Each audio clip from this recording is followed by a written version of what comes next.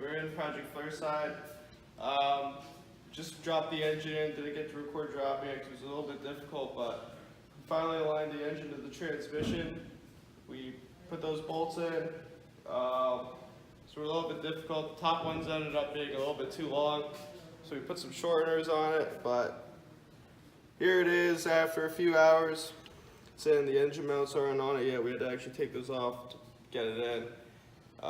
We did not have to take the front clip off or anything. So if you guys end up ever doing this, the front clip did not have to come off. It's a little bit difficult putting this on with a 6-inch lift already on it, but got the job done. So next step, get the engine mounts on,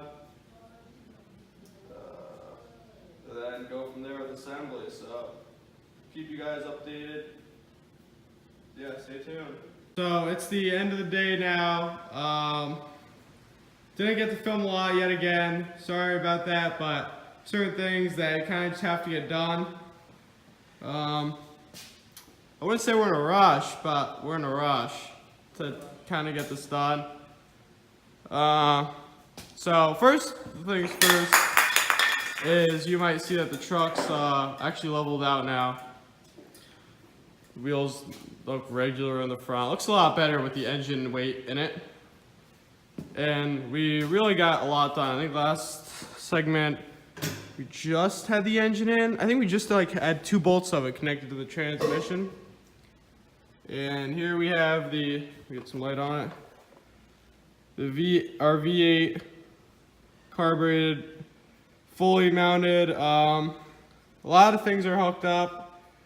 Right now, we really just have to do wiring, get this belt on, and a lot of little things overall. We have all new oil in it, just put coolant in it. It's really coming together. Even the starter is already on. What else? Exhaust is hooked up, manifolds are on. By the way, those nice BBK headers I was talking about last episode, those are on there. So really we're down to the little things to get done. Any tips?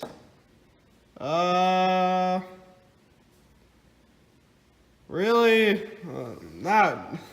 I'm trying to think of any tips to give you, but honestly, we did all of this in a day. I think that's some of the most work we've done in one day.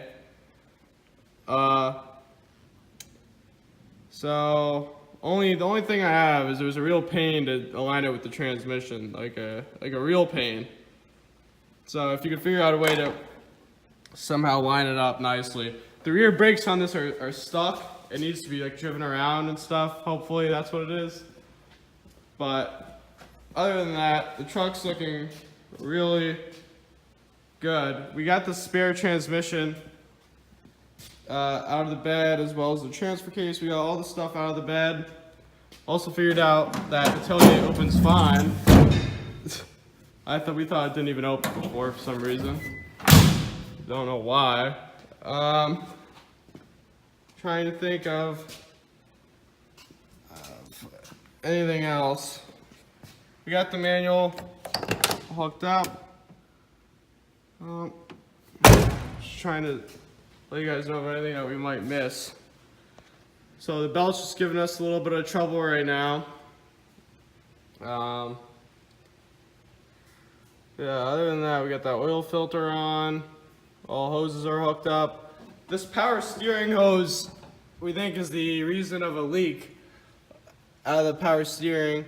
You can see it. This isn't fully tightened. That's why the rag's around it, and you could wiggle it pretty nicely. So Napa or AutoZone, of course, did not have it in stock. So we're gonna try to figure out a way to maybe seal it up, and if not, order it online.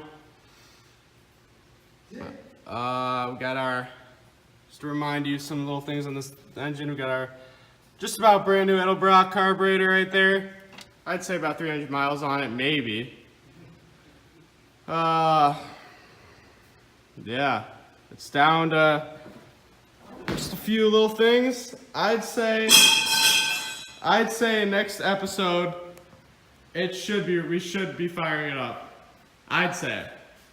Now I'm not gonna promise that, but No, I'll promise it, because I don't think I'm going to film anything else if it's not starting up next episode. So next episode will be started. Thank you guys for watching. Hope you guys enjoyed the little intro video that was last video.